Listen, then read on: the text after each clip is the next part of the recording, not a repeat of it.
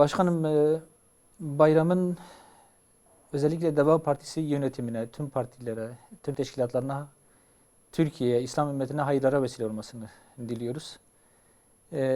Malum Türkiye'nin gündemi sıcak. Birçok gündem konusu var. Pandemi konusu, ekonomi sıkıntısı, ekonomik kriz ve en son bütün gündemleri bastıran malum Kudüs meselesi.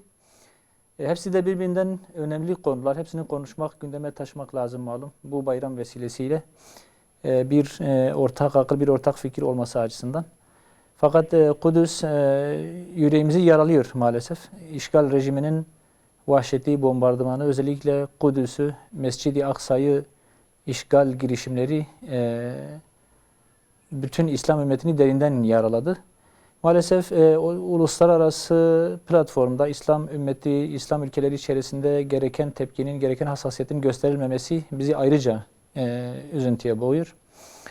Bu Ramazan'ın özellikle Kudüs'ün özgürlüğüne kavuşmasına, işgal rejiminin vahşetinin, saldırılarının bitmesine vesile olmasını diliyoruz.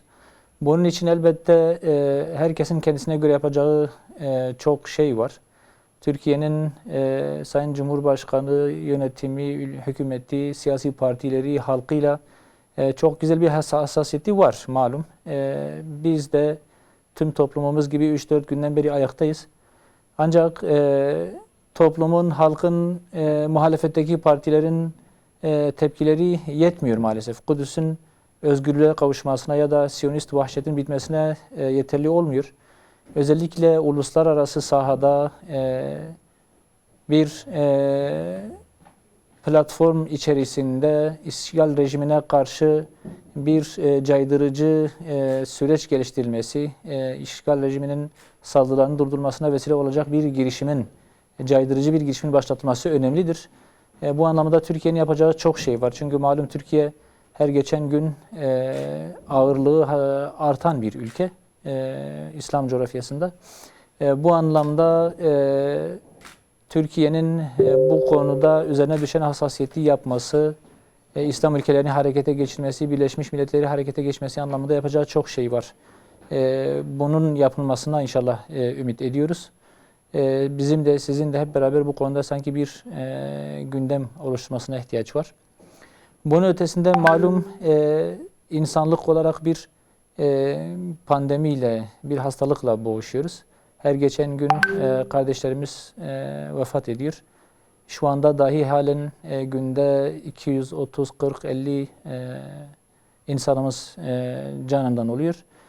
Bu konuda da bize göre bir takım eksiklikler olduğu görülüyor. Aşının tüm topluma yayılması, toplumsal bağışıklığın oluşturulması anlamında geri kalındı gibi. Yeteri kadar aşının bulundurulması, yerli aşının bir an önce üretilip sahaya sürülmesi konusunda ciddi bir desteğe, takviyeye, iradeye ihtiyaç var. Bütün bunlarla beraber malum yine pandemiyle beraber bir ekonomik sorunla uğraşıyoruz. Ekonomik krizle boğuşuyoruz. Her geçen gün bir faiz ekonomisine, batıya dayalı bir ekonomiye mahkum oluyoruz. Hem yerli ekonominin gelişmesi, hem işsizliğin bitmesi, hem istihdamın artması anlamında bize göre çok daha farklı, doyurucu, etkin bir ekonomi programa ihtiyaç var. Bütün bunlar bizim bu bayramda önümüze çıkan, ön plana çıkan sorunlarımız. Bu anlamda bunları gündeme getirip sahip çıkma anlamında dile getirmeyi faydalı gördük. Bu vesileyle bir kez daha sizin, bütün Deva Partisi camiasının, bütün kadrolarınızın bayramını tebrik ediyoruz. Hayırlara vesile olsun inşallah. Çok teşekkür ediyoruz. Evet.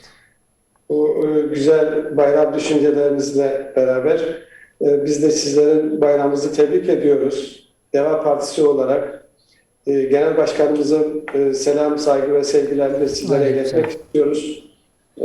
Bütün partili arkadaşlarımızın da iyi bayram dileklerini iletmek istiyoruz. Tabii ki pandemi şartlarında böyle ekranların arkasında birbirimizle bayramlaşmak mecburiyetinde olduğumuz için de üzgünüz. Ama malum dünyanın ve ülkemizin şu anda yaşadığı ağır bir salgın problemiyle karşı karşıyayız. Biraz önce sizin de isabetle duyduğunuz gibi. Dolayısıyla keşke yüz yüze bayram tadında ve gerektiği gibi ama bir araya gelme imkanımız olabilseydi. İnşallah önümüzdeki bayramlar için duayı yapalım. İnşallah. Evet. Elbette pandemi şartları çok ağır geçiyor. Ve siz de belirttiğiniz gibi ülkemizde maalesef pandemi süreci çok doğru ve iyi yönetilemiyor. Bunu söylemek lazım. Bu konuda çok fazla eksik var, çok fazla yanlış var. Bu eksiklerle, yanlışlarla yüzleşme konusunda da eksiklikler var ayrıca. Elbette pandemi sürecini, sağlık sürecini yönetmek çok kolay bir şey değil. Bütün dünya için zor. Ama toplumla yönetenler arasında bir güven ilişkisi, bir güven bağı kurulması çok önemli bu zor günlerde. Maalesef ülkemizde iktidarın yönetenlerin başaramadığı, belki eksik kaldığı en önemli konu bu güven ilişkisini tesis etmekte çok büyük bir eksiklik içerisindeler. Bunu söylemek lazım. İşte biraz önce söylediğiniz gibi aşılama konusunda çok gerideyiz, çok eksiğimiz var. Ondan önceki süreçlerde çok doğru yönetilmedi. Tabii ki ekonomi maalesef çok kötü durumda. Yani şu anda ülkenin iç ve dışta çok büyük ekonomik handikapları var. Borç yükü gittikçe ağırlaşıyor ama onun da ötesinde yine burada varlıklar ve yoklukların adil ve doğru paylaşımı belki o süreçleri daha kolay atlatır toplumlar açısından. Atlatma imkanı bulabilir. Ama ülkemizde maalesef gelir dağılımındaki eşitsizlik ve adaletsizlik çok büyük bir uçurum haline geldi. Bu toplumdaki huzursuzluklar, rahatsızlıkları tetikleyen en önemli unsurlardan bir tanesi. Bütün Müslümanların değil, sadece Müslümanların değil, Müslüman olmayanların da, insan olanların içini acıtan bir katliam yaşanıyor şu anda Kudüs'te. Ve bu katliamı dünyanın ekseriyetle büyük bir kısmında seyrediyor. Vicdanı olan Müslüman olmayanlar da tepki gösteriyor. Elbette çok büyük tepki göstermek lazım ama tepki göstermek tek başına yetiyor mu? Elbette yetmiyor. Bütün dünyayı bu konuda harekete geçirecek bir güç olması lazım. Bu gücü oluşturabilmek için de dış politikada güçlü halde olmak gerekiyor. Bu konuda da maalesef çok iyi durumda olduğumuzu ne yazık ki söyleyemiyoruz, üzülerek söyleyemiyoruz.